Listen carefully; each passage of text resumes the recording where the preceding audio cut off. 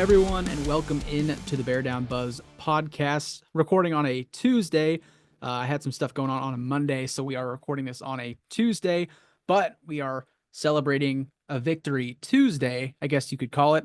Our victorious trip to London over the Jacksonville Jaguars by a score of 35-16 in a game where we all didn't think it was going to be that big of a blowout, but the Bears took care of business in London. So, Isaac, I will start with you. Your thoughts on the big win in London against the Jacksonville Jaguars? Yeah, well, what I was saying from a previous episode about how I think Trevor Lawrence is going to get humbled, that wasn't necessarily the case. I was wrong. Trevor Lawrence, I was watching the clips of the game and I counted four drop touchdown passes. It was like two Gabe Davis, one Brian Thomas, and then I think one more. It was another player, but. Trevor played a really good game, and it kind of reminds me of like that meme of the Bugatti in that mobile home. Like that's kind of like Trevor Lawrence right now with the Jaguars. But anyways, getting into the Bears performance, I was kind of shocked. I mean, I didn't think they were going to score another 30 plus points, you know. I thought the Jaguars were going to keep it a little bit closer. But one of the main things that makes me really happy is that we have a quarterback that got the highest grade according to PFF with a 87.9. And also, he is one of few quarterbacks to throw four passing touchdowns with 75% completion percentage and 50 rushing yards in a single game in NFL history. And the other quarterbacks are Lamar Jackson did it twice in 2021 and 2019. RG3 did it once in 2012, and then Aaron Rodgers did it once in 2011. So that's crazy. Um, and then DeAndre Swift just continued to have another monster game. Darnell Wright was fifth according to PFF and blocking, which was really good. Coleman Shelton had a really good game. The whole offense just looked on fire, and that last touchdown pass, or both, honestly, both touchdown passes to Keenan Allen were high level throws that not every quarterback can make. And, watching it during the game was like, oh, that's cool. Like, Keenan Allen got his first touchdown, second touchdown. And then watching it on film after the game, where it's like, whoa, like, you have to have a serious level of accuracy to throw those kind of balls to Keenan.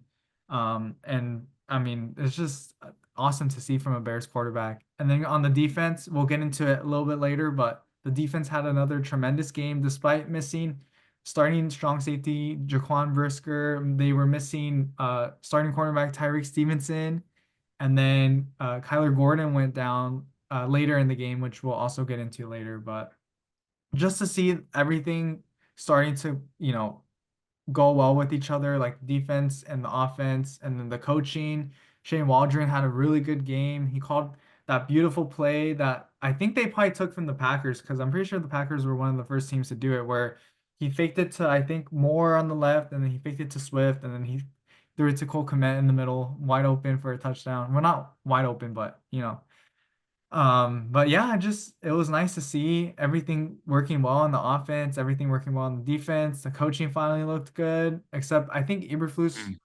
didn't challenge one play, which he should have. Yeah, that was pretty.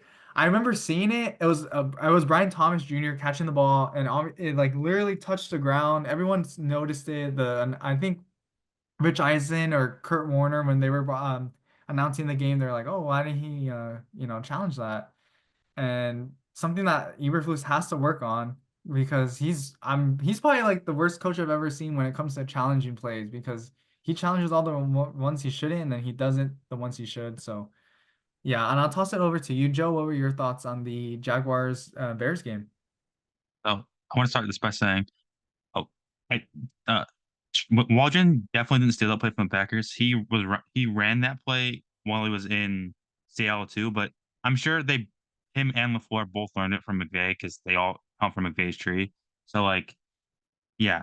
Um, but the biggest thing I got from this game is the Bears finally looked like a team that can do what they're supposed to do when it comes to playing bad teams and destroying bad teams.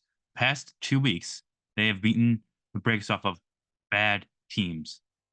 I mean, the Panthers are obviously the worst team in the league again, probably this year, or one of them. I think I currently don't think they are. in terms of record-wise, the worst. I think they're 2-4, and there's teams that are 1-5. So it's not the worst record-wise, but they're still pretty bad. And then the Jaguars, I mean, they don't have a good defense. Uh, they have a okay offense when it's all working, but they can't get people to catch the ball. That was some of the worst catching I've ever seen. I don't think Lawrence played a great game, but he definitely didn't play a terrible game. Like he had the interception he threw was bad, but he didn't play a terrible game. So I think that we're finally in a good place in Chicago, which is nice to see. Uh, in terms of we can win the games that we should win, and we don't play down to our competition. And that's the mark of a good, great team is when you don't play down to your competition and you just smoke teams you play. Um, but overall, the offense played really good. Caleb did have one bad play, but which su- which sucks because it would have been a touchdown if he hit it. The DJ Moore deep route that was intercepted would have been a touchdown if he hit it. But other than that, he didn't let that uh knock off his mojo. He came out the next 4 drives and scored touchdowns. Um, and I just want to give Cole Kmet props. He had to emergency long snap and did a pretty damn good job at it. I mean, he had one bad snap, that last on the field goal that was blocked at the end of the game. But other than that, he got the ball to each other pretty good. They made every extra point. You can't complain about that when you have do it in the emergency role. And then defense, like as I said, they shut them down. They did what we thought they would. We did. They did what they've been doing for the past 11 games, which was hold a team to under 21 points. And now that the Bears looked at an offense, they should be winning a lot more games. Uh, now we'll obviously we'll talk about this a lot more in the future. But when we get into the division games, those are going to be dog fights. Even with our defense being able to hold teams, the other defenses in our division are pretty good too. So that's going to be those games are going to be fun to watch. They're going to be stressful, but they're going to be fun to watch. But yeah, like I said, we finally did what we're supposed to do and beat the bad teams, which the Bears have not done the past. I mean, really my whole life, but mainly the past like 5 years with Mitch and Justin. So Yeah, two things that you both hit on that I really want to touch on. Uh, First, that route concept to Cole Kmet. Isaac, you kind of brought that up first. When was the last time that you saw a Bears offensive coordinator do something to that degree to which you were just like, that is NFL football? That is an NFL offense. Just seeing that live, it was mind-boggling, and I'm sure it was to many Bears fans just to see something like that schemed up by a Bears offensive coordinator. So, and you love the fact that Cole Kmet fought through contact after that. I mean, I think you could argue in the past few years that's been one of his knocks, I guess, is that he never really likes to fight through contact. But on that particular play, he that could have easily ended up at the 5 or the 4 yard line, but he broke the tackle and dove for the end zone and scored on that play. So love that from Cole Kmet, and just love that for the Bears offense in general. And then Joe, you mentioned the pick by Caleb Williams, which I think is an understated part of this Bears offense, is that in years past, when Bears quarterbacks have had those turnovers and thrown those interceptions, the whole team kind of just feels that energy and it just snowballs from there. And I think for Caleb Williams to bounce back and throw 4 touchdown passes in this game, and I'll kind of get to uh, the fifth one that DJ Moore should have had but was overturned, and it could have been an even better day for Caleb Williams. But for him to bounce back and for the offense to bounce back after a turnover, uh, I think is unheard of from this Bears team in the years prior. But it was great to see them the bounce back. But overall, just to kind of give a recap of the day that Caleb Williams and this offense had, Caleb Williams finished in this 35-16 win, 23 for 29, which was a 79.3 completion percentage. As I mentioned, 4 passing touchdowns, would have been a 5th for the DJ Moore pass. Did have a bad interception that Joe kind of touched on, and that's just one of those that I think is just a rookie kind of figuring things out, and he'd want that one back. Just if he would have put a little more air on it, that would have been another touchdown for DJ. But again, that's just a rookie trying to find his way in the NFL, I think. 226 yards passing, 56 rushing yards, which I think is a huge thing for this Bears offense moving forward that they can implement and kind of have opposing defenses on edge. He also targeted 8 different players, but on the flip side of that, he was sacked 3 times, which currently he is on pace for 57 sacks taken this season, which would be 3rd most all time for a rookie quarterback. So that's something that does need to be shored up with this offense. But as we kind of touched on earlier, moving off of that, hopefully they can just shore that up and he doesn't take as many hits this season. But the offense ran through Cole Kmet in this win against Jacksonville. 70 yards on 5 catches with 2 scores. I think you're kind of finally seeing what this Bears front office saw from Cole Kmet when they extended him, and that contract is aged beautifully. This Bears offense works when Cole Kmet is involved, and I'm glad that Waldron's kind of adapted and made him a focal point of this offense because it needed to happen. And then Keenan Allen is finally contributing after his getting back from injury on 3rd down and in the red zone. He had 2 scores on this day, and as you kind of brought up, I think it was you, Isaac, that brought it up, the 2 over-the-shoulder passes to Keenan Allen that were just elite NFL throws. Like, you can't make that up either way. Those were beautiful throws to Keenan Allen. Finally getting him involved in this Bears offense was a beautiful thing to see, and it's going to be huge moving forward for this Bears offense in weeks to come. And as you guys kind of mentioned, the defense came up huge with, I believe it was 3 or 4 sacks. I don't know how that totaled out for certain because some places had it with 3, some had it with 5. I'm not sure what happened, but 3 to 5 sacks, either way, a great day. The interception, 2 forced fumbles, and a fumble recovery. And then, as you guys also mentioned, Josh Blackwell and Elijah Hicks had great days filling in for starters that were injured. But I guess as we kind of go into this bye week, it's looked great so far, I think, through the last 3 or 4 weeks. Joe, I'll toss it to you if you had something. Sorry, yeah, I have something. You mentioned Caleb's completion percentage.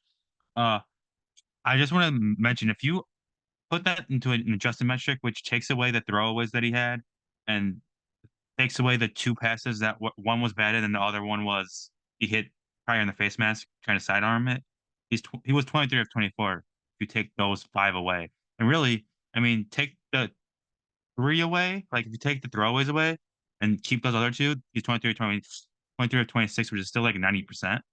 23 of 24 is over 95%. So the adjusted quarterback rating is really good. Completion percentage is really good. Now, obviously, you can't look like that's not the actual final completion percentage, but still, either way you look at it, he played really, really good against the Jaguars. Yeah, I love that you brought that up just because the simple fact is, in the first 3 weeks of the season, would you have bet that Caleb Williams would have done what he did in this week when it comes to getting rid of the ball when he's about to take a sack or trying not to extend a play and losing 20 yards like he did in week 1?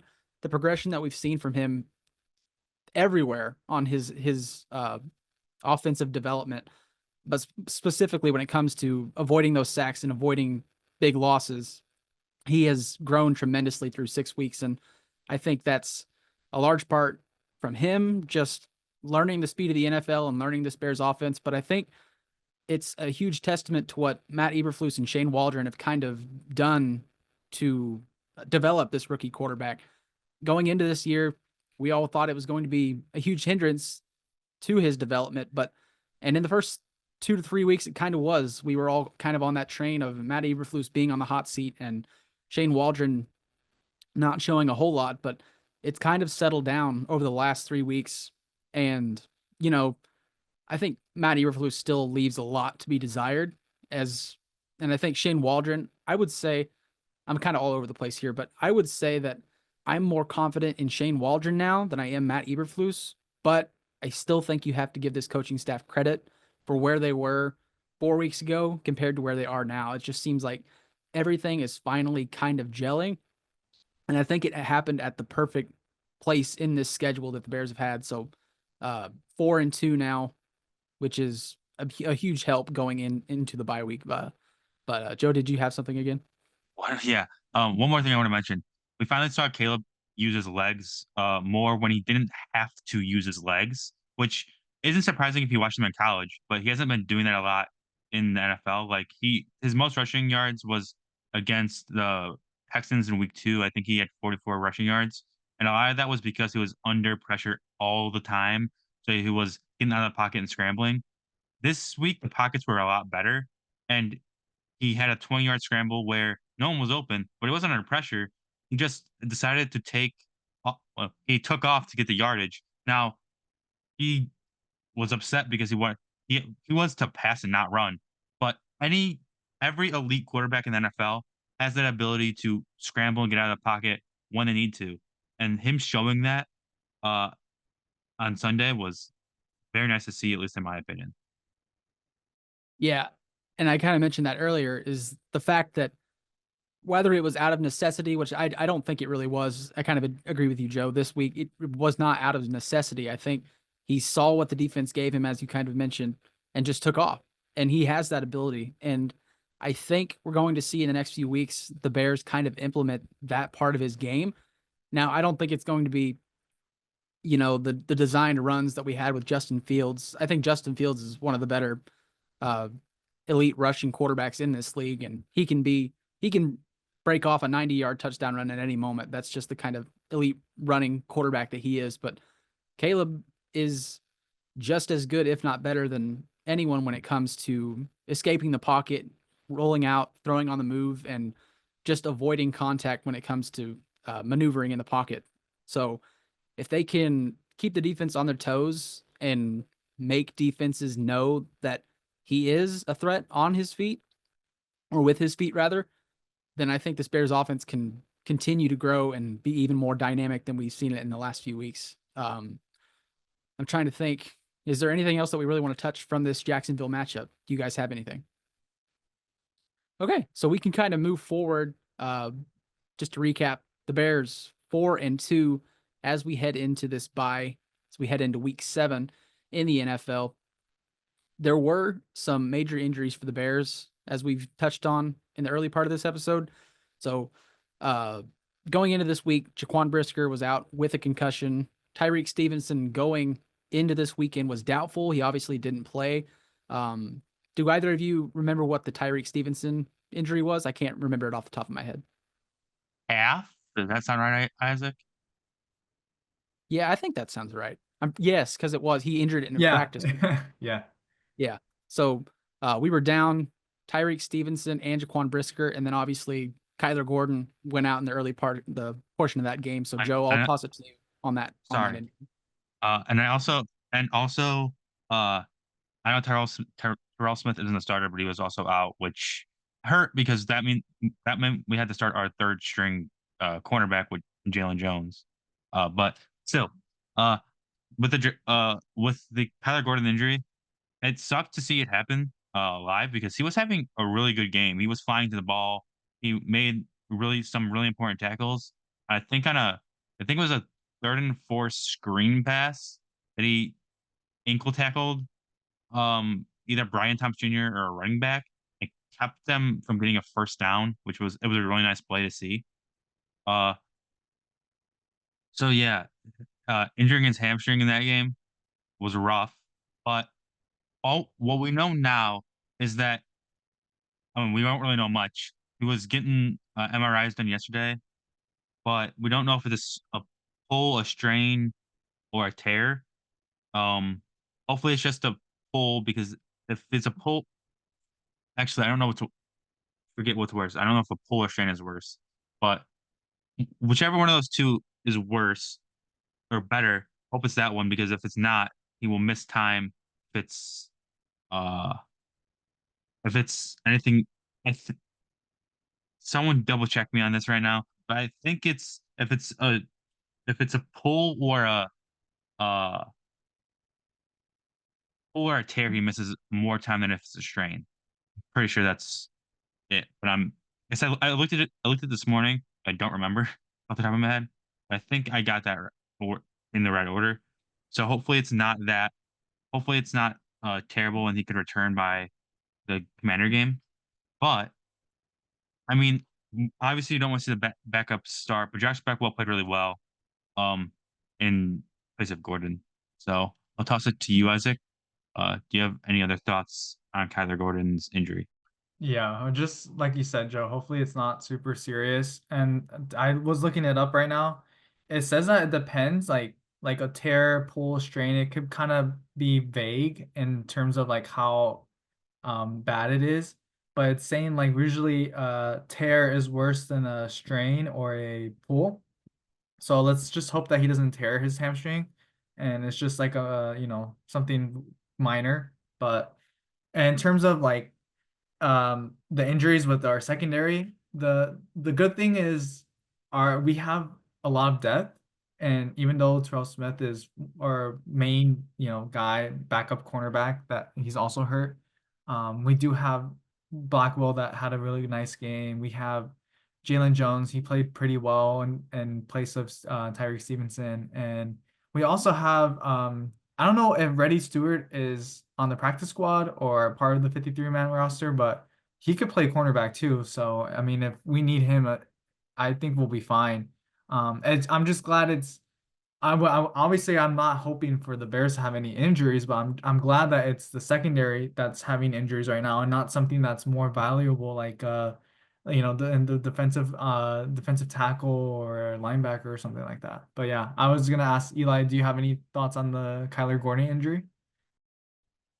Yeah, he's just become such a huge part of this defense. You can put him all over the field and he's going to make his impact. And he's been really good when it comes to coming off the edge and being in those blitz packages that Flus likes to run every now and then. But uh, you never, obviously, you don't want to, no, injuries aren't good, I guess is the way to put it simply. But it couldn't have come at a better time going into the bye week because just overall, this defensive unit is facing some injuries as we've kind of discussed. So for them to get healthy going in to this bye week and having the week to rest and get healthy, that goes for the offensive line too. For Tevin Jenkins to get an extra week to settle in and get healthy as well.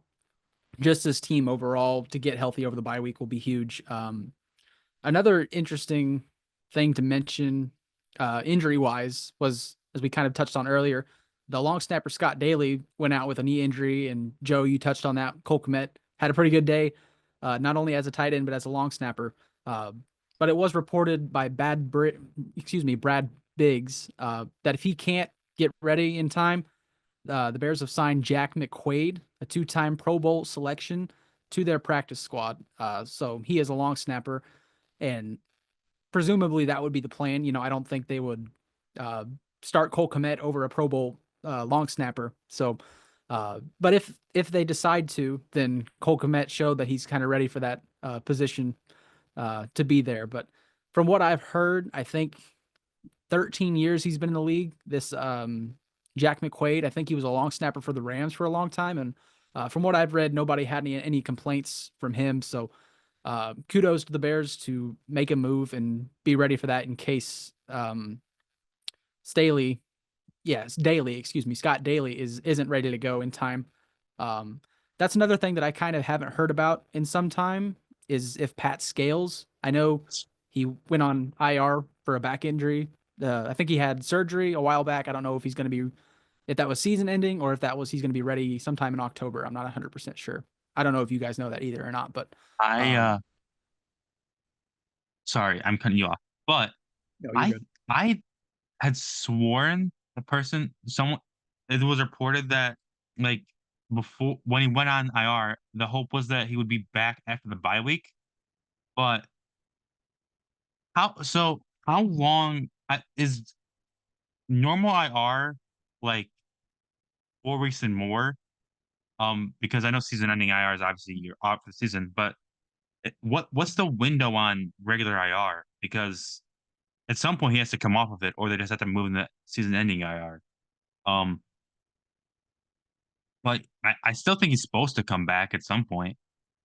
Um, again, I was hoping it'd be after the bye week, but it doesn't sound like that's what's going to happen if they signed another long snapper. Yeah. But I also, sorry, but I also No, go did. ahead. I swore it was originally reported after he got injured that he would be back by the next game. But I guess it's always good to keep someone on the practice squad in case he's not back.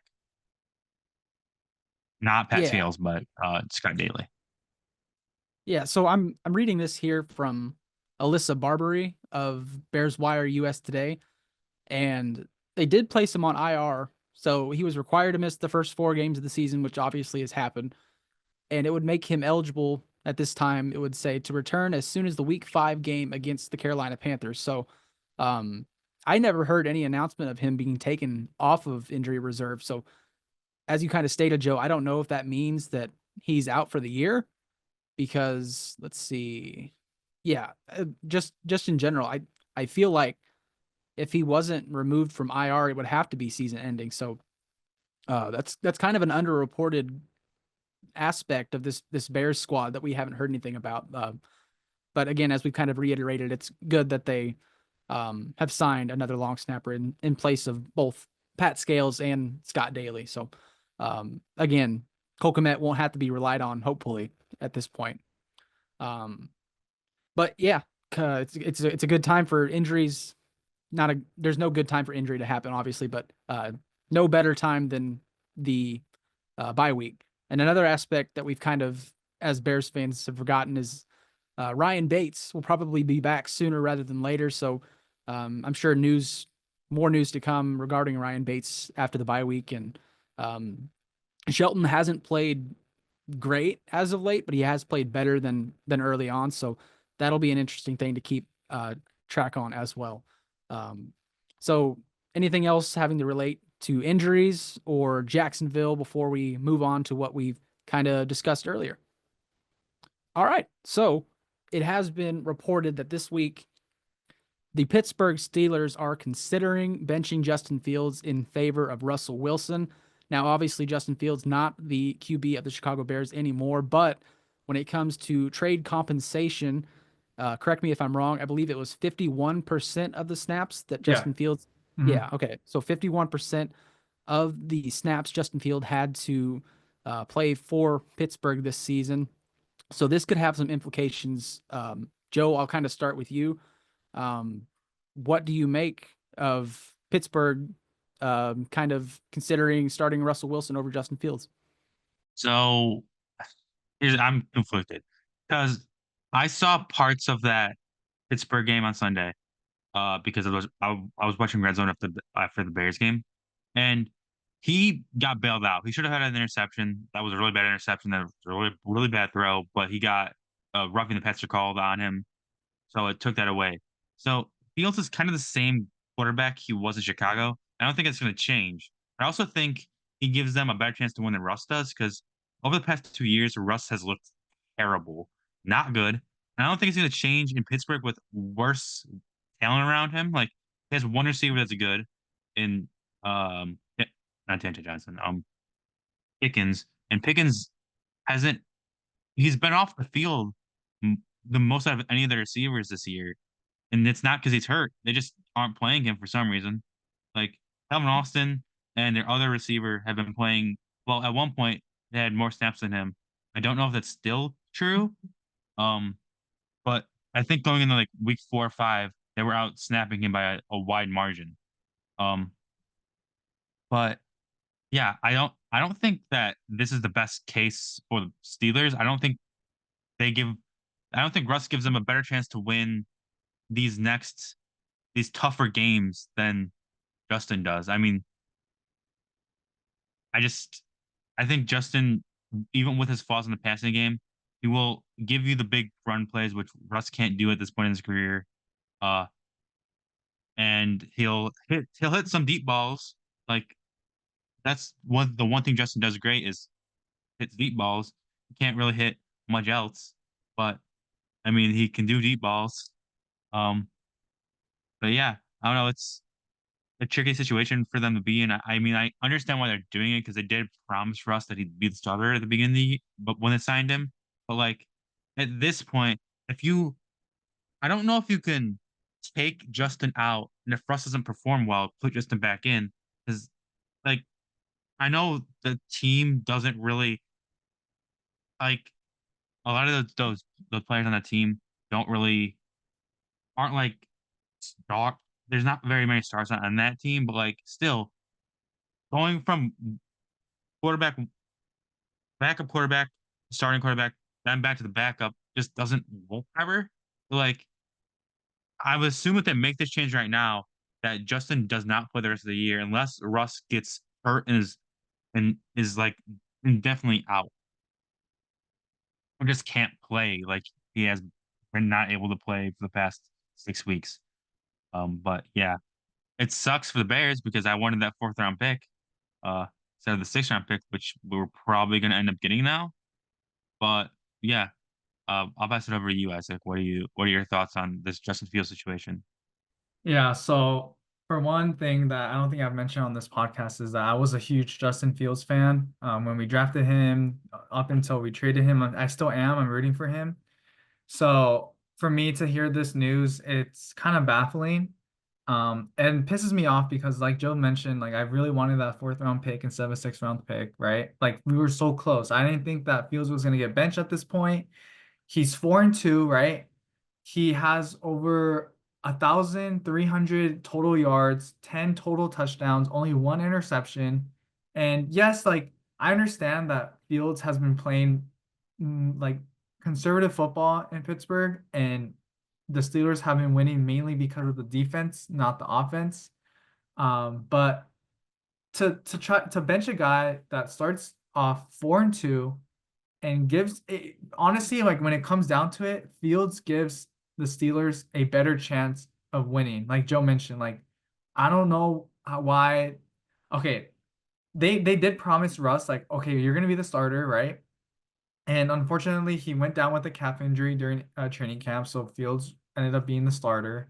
But I don't understand why as soon as Russ is healthy, they're like, okay, we're just gonna go to Russ. Like, okay, Fields, like thanks for having us go, or thanks for giving us a 4-2 record. We're just gonna hand it off to Russ now because one is like Russ isn't the long-term solution for the Steelers, right? He's not. He hasn't been good at all, especially when he was with the Broncos. And Fields is only 25, and it honestly like another reason why this pisses me off is because we traded Fields to Pittsburgh because that was the best situation for him. And I know that Ryan Poles really wanted Fields to basically revive his career, and Pittsburgh was the best place to do it. And we know that because it was reported earlier that I think it was the Chargers were interested, the Ravens were interested, the Raiders, I think it was those teams, and maybe other teams, but to not have Fields be the starter anymore is just not something that I think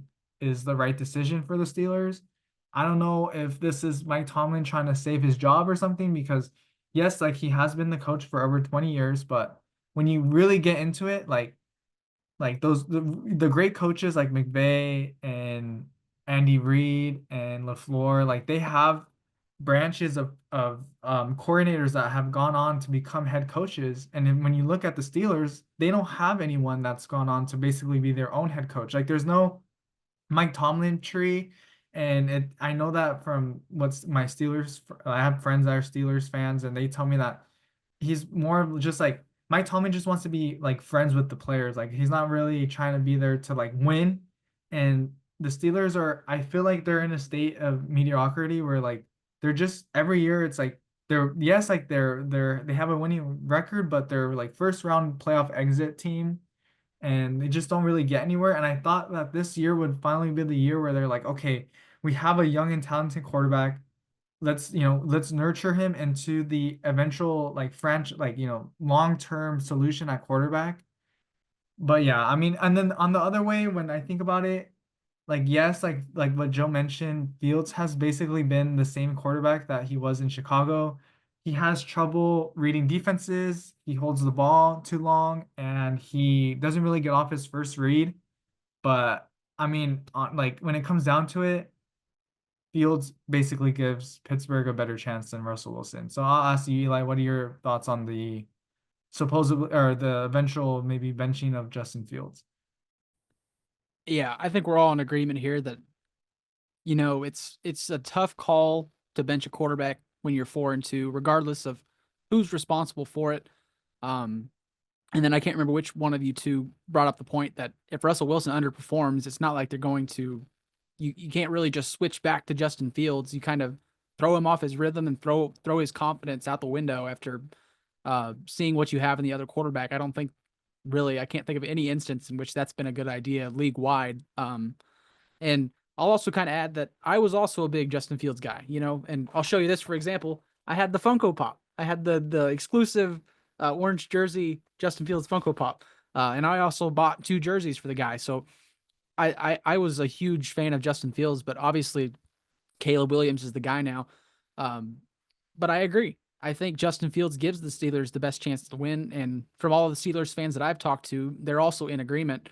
Um, I don't think there's any world in which Russell Wilson comes in and gives this Steelers offense a spark, because at this point in his career, I don't think there's really anything that Russell Wilson does that's really better than Justin Fields. I don't think he is a terrible quarterback by any means. I think he has the veteran experience and he knows what to do in some situations. But as Joe kind of brought up, I don't think his receiving situation is really improved from what it was in Denver.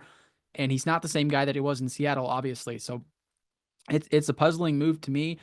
And I also agree that it does kind of make me angry, just because in years prior from Mike Tomlin, for example, the Kenny Pickett experiment, when Kenny Pickett wasn't playing well, they benched him in favor of Mitch Trubisky, and then Trubisky didn't play well, and they went with Mason Rudolph, who probably was the best out of those 3 when it came to that whole QB situation. So there's one thing about Mike Tomlin. He is going to write out a quarterback for at least 3 to 4 games.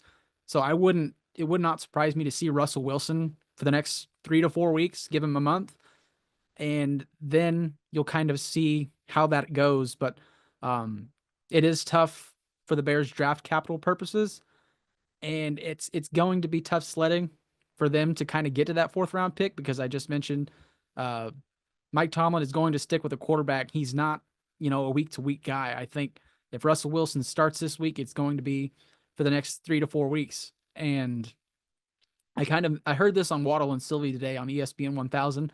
I'm not sure if the Steelers have offensive packages in which Justin Fields is involved. I'm not sure if that counts towards the percentage of him playing or not. So that might be something to keep an eye on. And they also mentioned that Mike Tomlin is going to do what he thinks is best to win a football game. So I don't think it's as if he's going to approach their offensive game plan with the Justin Fields trade in mind. So that's something to also keep in mind. Perhaps if Justin Fields is in the game, I'll have to do some more research on that to see if that counts towards his playing percentage. Because if it does, that would be huge, because Justin Fields in those QB run packages or whatever it is that they want to dial up for Justin, if they put him in the game, if that counts towards the draft or towards that trade playing percentage, that'd be huge. But again, to kind of sum it up, I think it's the wrong move for Pittsburgh, and it kind of hurts our chances of getting that 4th round pick instead of that 6th, rather being a 4th round pick. So Isaac, did you have something? Yeah, just to add on what you were mentioning, since Fields has to play 51% or more of the snaps, I saw this on an article by Brad Biggs. He was saying that Fields has to play at least around 11 quarters of football. So that's basically like 3 games. So even if he's in those little packages where they put him on the field, he would basically have to start again. And I totally agree with you, Eli. Like, I think if Wilson's the starter, they're not just gonna start him for 1 game and then go back to Fields. Like, it's gonna be a while until we see Fields, if anything. So honestly, like, we could just kiss that 4th round pick goodbye at this point. I don't think we're gonna be able to get it, and it's not the end of the world. It's not like it's a big deal, but it sucks because I was rooting for Fields. I really thought he was gonna be the starter the whole time unless he got injured, and unfortunately, that's not the case. Yeah. So with that in mind, yeah, I'm completely of the same mindset. Goodbye 4th round pick, which isn't a big deal, but at the same time, obviously you'd rather have a 4th than a 6th. But if that's the case, then so be it. But we're all kind of in the same mindset that Justin Fields gives Pittsburgh the best chance to win. It just kind of sucks for our trade purposes. Joe, did you have something else? Not on fields, but I should have said this after we talked about the Bears Jaguars game. I do want to ask you guys, what Bears player do you guys think has had the best first six? Like, who are you most impressed with through the first 6 weeks of the season? Isaac, you go ahead. I'm gonna think of one here. If you don't have one, I can think of on the spot. You know what? I do have one. I have like let me pull up the thing. Okay, here it is. Okay. So my guy, I think I'm because I'm doing this based off of who I think improved the most. I know Joe asked like who do you think is the best overall? And I do think honestly this guy has been one of the best players on the team. But my player is Javon Dexter Sr.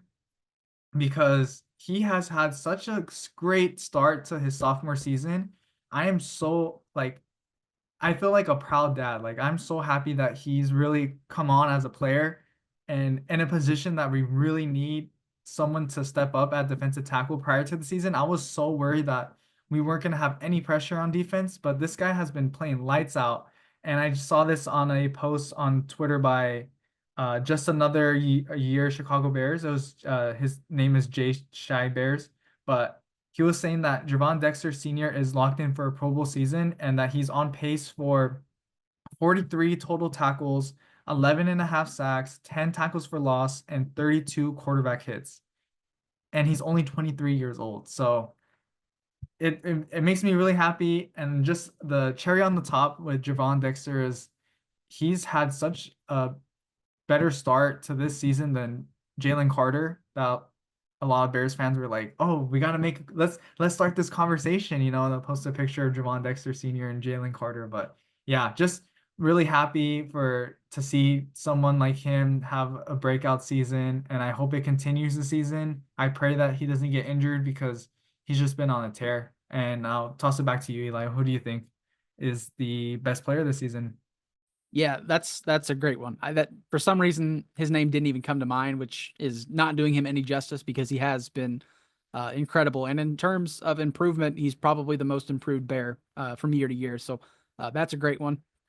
And if we're going to bring up Philly, then I think I am going to go with TJ Edwards just simply because the consistency factor. It doesn't seem like you ever really have to worry about TJ Edwards. Right now, he's leading the Bears in total tackles with 47, 27 solo, and 20 assists. And I believe he has a forced fumble on the year. So he's been our most consistent linebacker. I know last year, Tremaine Edmonds was kind of spotty at sometimes. I think he's had a great year so far too. But out of our linebackers, I think TJ Edwards right now is our best bet.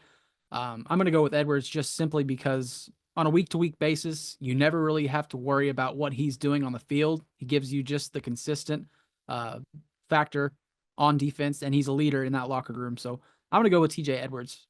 Joe, you were the one that asked the question, so who do you have as your best Bear so far this season?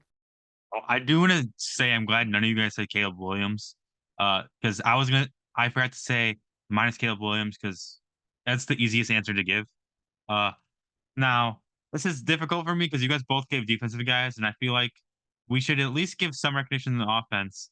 But I don't really because I don't really know who to go with on the offense because no one has really had that great of a year. Like the past 3 weeks, they've been playing better, but still no one's really had that great of a season.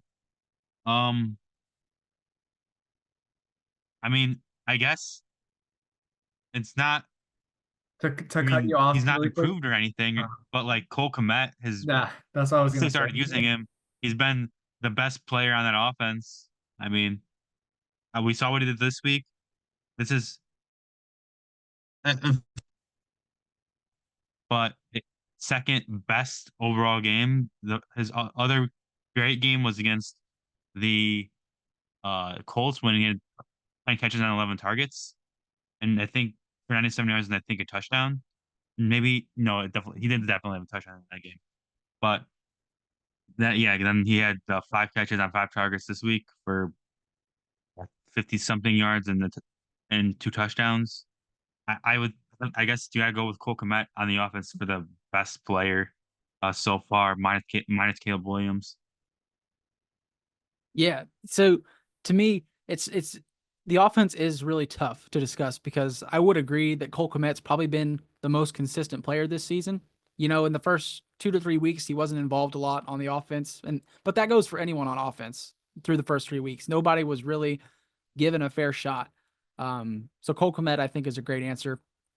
I think you can't really mention DeAndre Swift either, just because of the same factor. I think he's really dialed it up in the last few games.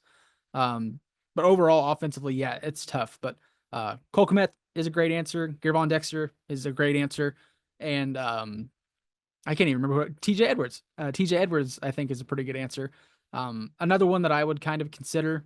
Go ahead, Joe. Go ahead. No, we might be in the same wavelength here, but Okay. if I had to go defensively, I'd go Darrell Taylor, Yeah, because that's a good he's pick. been a lot better than anyone had thought he was going to be.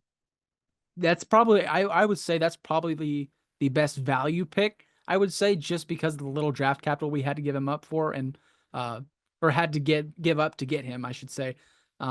He's been impactful as anybody. Isaac, do you have something? I think I know who you're gonna say. He's on defense, right? Yeah, yeah, yeah, yeah. You're gonna say Kevin Byard? I was going to Oh, mention Kevin yeah, Byard. there you go. He has been exactly what this Bears defense needed going in from last year into this year. As much as we all loved Eddie Jackson, it was just time for him to go. And I think Byard has been better than I expected, because last year, with that Philly defense, nothing seemed to really go right in that secondary. And for him to come over here and just look like the seasoned veteran that we know he is, I think he's having a great year so far. So Kevin Byard, I also would not uh, complain about being the pick there. And obviously Jalen Johnson is another guy that you never hear his name, and that's a good reason, because he's just locked down. So overall, there are several players that could contend for that question, Joe. Um, and we've all got our respective opinions, but I think we're all kind of on the same wavelength when it comes to everybody on Chicago so far. I just want to add something really quick. I saw this post where it's safety separation prevented on ball grade, and it's like, those where it's like the three or the four sections, and then if you're in the top right, like you're really good, and you're in the bottom left, you're really bad. So Kevin Byard was basically like top right, and then both Eagles safety, so CJ Gardner Johnson and Reed Blankenship, are like bottom left. And I was looking at the comments, and so many Eagles fans were like, how did this happen? Like, how is like Kevin Byard leave? Like, he's trash with us, and then he leaves and he's really good. But yeah, I think sometimes just certain teams don't really know what to do with their certain positions, and then when they leave, those players leave, and then they kind of revitalize their career. So I'm just happy that Byard has been able to do that with us, because I was kind of skeptical when we first hired or signed him, and I was like, I don't know, like there's better options, like maybe we could have gone for a Justin Simmons. But yeah, really happy with Byard on the Bears. Yeah, when we first signed him, my thought process was, well, at least it'll be an upgrade from Eddie Jackson. And at this point, it's been more than that. He's been excelling. I think he's been one of the better safeties in the league this year, um, in terms of coverage and everything like that. So, yeah, I've loved Kevin Byard here so far. I want to add that, yeah, he's been a lot better than I expected. I expected him not to be that good, just because he had a down year when he left. He left and went to Philly last year. But I do think it was just because that Philly team collapsed, and didn't have a defense, and the defense scheme was not good. And I don't know if it got any better this year. I mean, they don't really look that good this year either. Um, but yeah, I'm gonna just to wrap up what you guys said. Yeah, Kevin Byard has really impressed me. Yeah. Just to kind of close this thing out, I think there are several players on this Bears team that have improved through 6 weeks.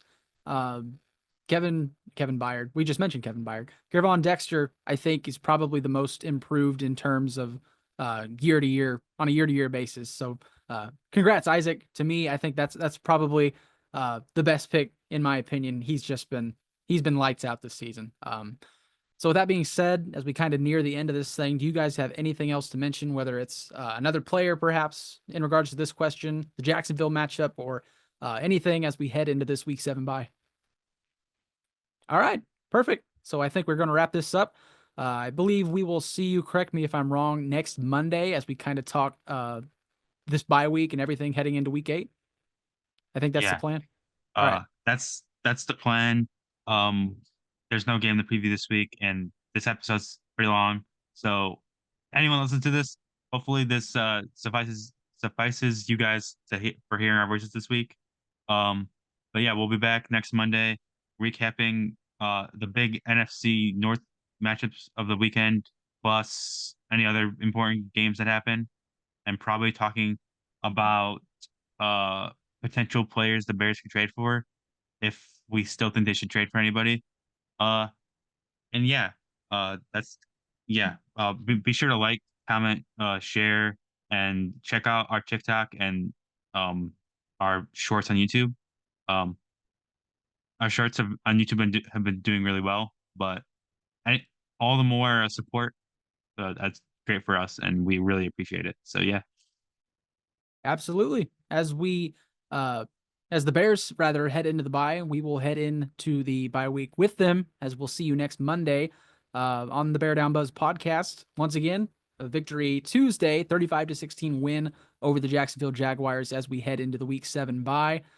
Week 8, again, we're not going to preview this next matchup until the following week, but week 8, I believe we face the Washington Commanders in a Caleb Williams versus Jaden Daniels showdown. So be sure to stick around and pay attention to what we'll have cooking up that week. But we're going to head into this bye week with the Chicago Bears. We'll see you next time.